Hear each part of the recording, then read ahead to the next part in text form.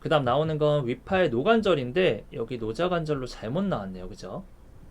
그냥 위파의 노관절이에요. 왜냐면 뒤에 휴머로 얼라가 없이 레디아이 조인트거든요. 여기 밑에는 제대로 나왔어요. 위파의 노관절로 잘 나왔습니다. 자, 위파의 노관절의 신연 디스트랙션은 이렇게 지킬 수가 있어요. 그리고 여기 부분도 노자뼈가 아니라 노뼈죠. 그래서 얘를 지워야 되는데 이 오타가 너무 많아서 제가 키스노코비 원설을 가지고 이 부분은 좀 설명을 하도록 할게요. 그 전에 밀려진 팔꿈치라는 용어가 나오죠. 밀려진 팔꿈치. 밀려진 팔꿈치라고 불리는 요것에 대해서 좀 알아야겠죠. 그래서 키네지올로지를 한번 보고 오도록 할게요. 이 밀려진 팔꿈치는 영어로 하면 푸시드 엘보라고 얘기를 합니다. 이것은 컴프레션 폴스라고 하는, 여기 보이죠? 컴프레션 폴스가 가해지게 되면 바닥에 손을 여러분들이 빙판길에서 넘어졌어요. 그래서 엉덩방아를 찍기 전에 여러분들이 순간적인 본능적으로 손바닥을 먼저 짚었다고 가정을 하는 거예요. 그렇게 되면 바닥에 먼저 짚게 되면서 이 컴프레션 폴스가 내 손바닥을 타고 힘이 받아지게 되겠죠.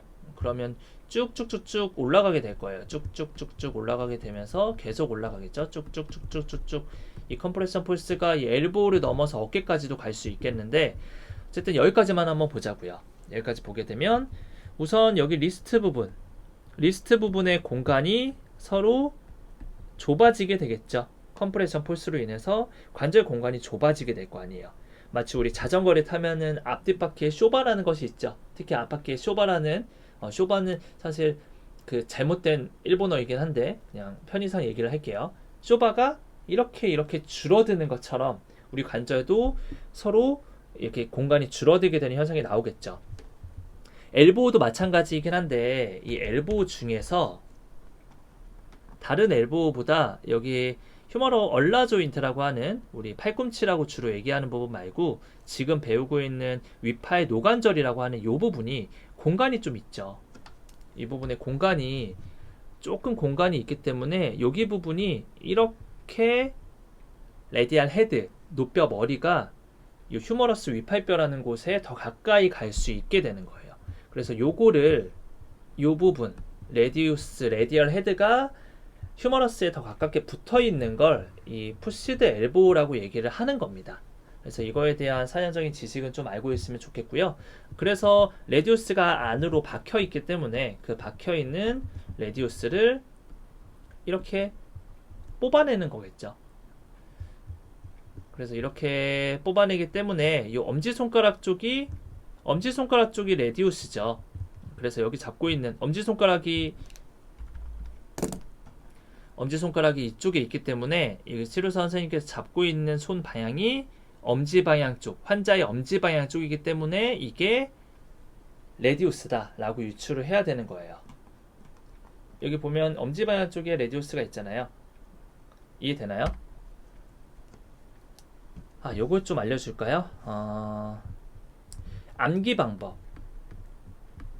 노뼈와 잡뼈의 암기 방법을 알려줄게요. 우선 여러분들 영어로 알아야 되는데 노뼈는 레디우스죠. 레디우스. 잡뼈는 얼라죠. 얼라. 자, 우선 방향부터 보도록 할게요. 방향은 손가락의 방향을 보면 되는데 새끼 방향이 좌뼈예요. 왜냐하면 요거 아래 자자를 써서 새끼 이게 자잖아요.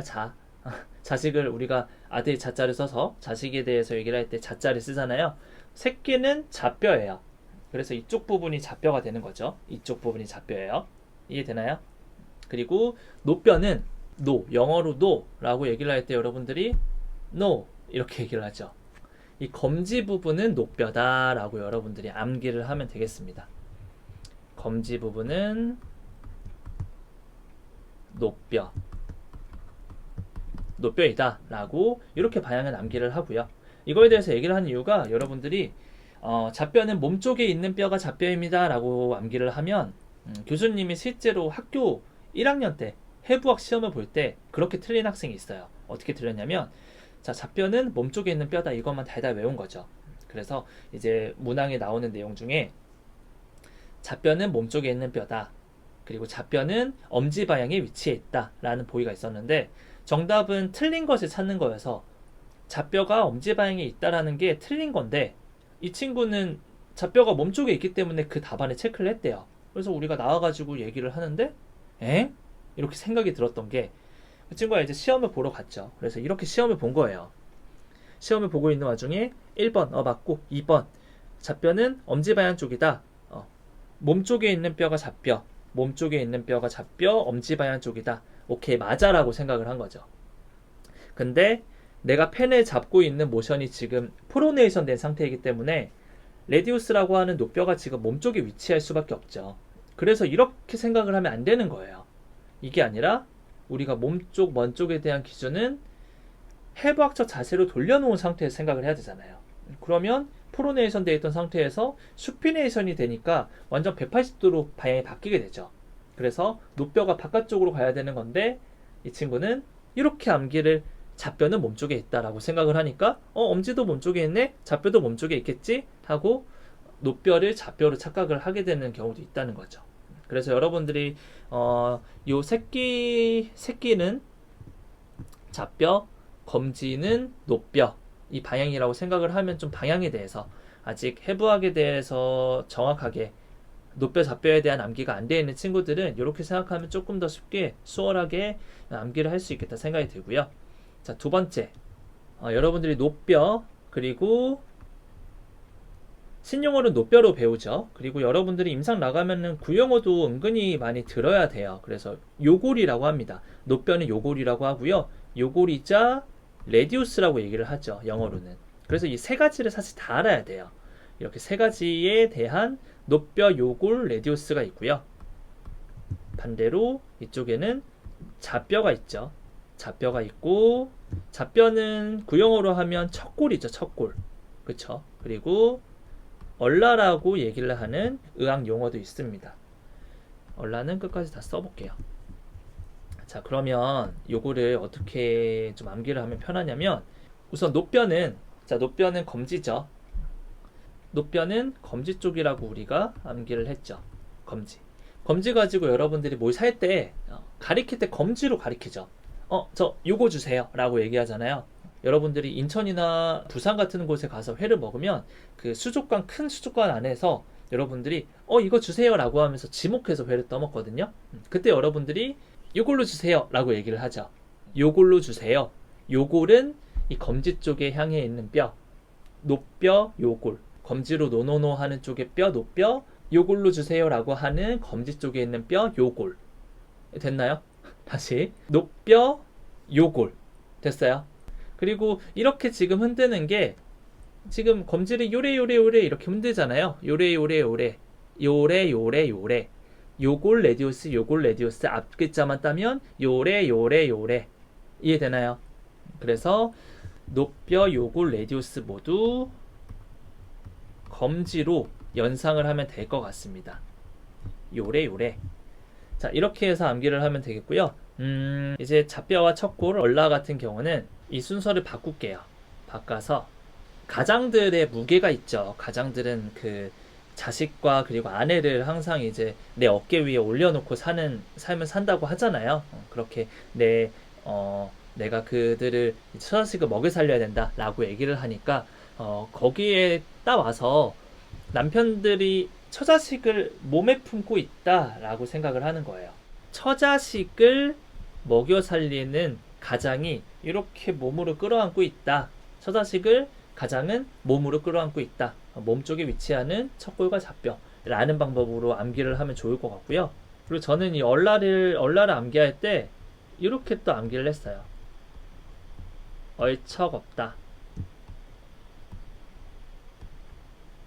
얼척없다라는 말로 암기를 했었는데, 얼라 척골이니까. 그리고 얼척 치읓이잖아요.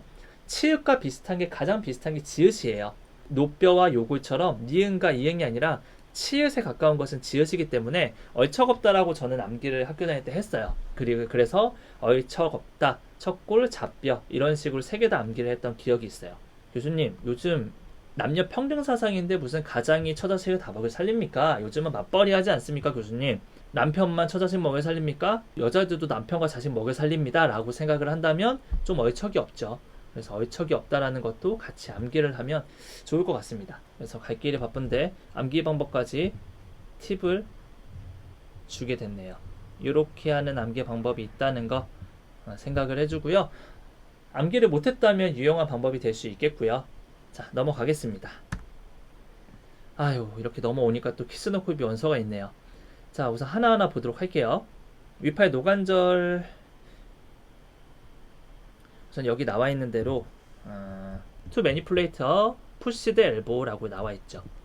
매니플레이션을 하기 위해서 어떤 조작을 하기, 매니플레이트를 하기 위해서 push the elbow라고 하는 것에 이제 도수 교정을 위해서 하는 거다라고 생각하면 되겠고요. 이걸 볼게요. 누워있거나 앉아있는 상태에서 하는데 우리 누워있는 상태에서 그림을 보고요. 이제 치료사의 자세예요. 치료사의 자세와 손의 위치. 자, 얼라 부분에 치료사는 위치를 하고요.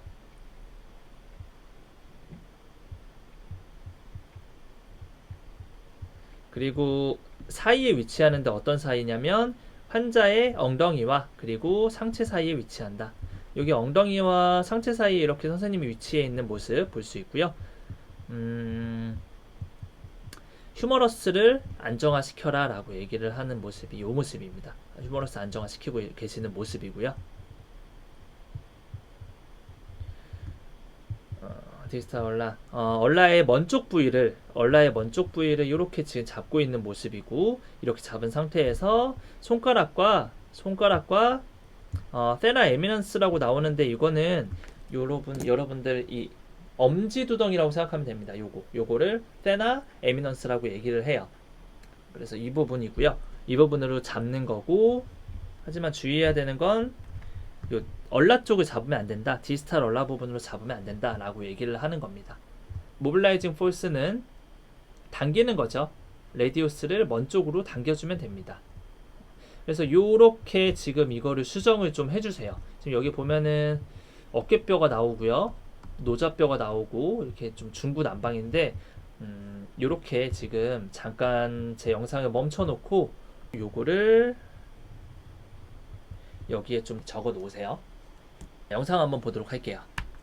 To mobilize the radial head of the humeroradial articulation, stabilize the humerus and apply traction. 자, 휴머러스 잡고요. 그리고 얼라 부분, 레디우스 부분 잡아서 지금 쭉 끌고 가고 있죠.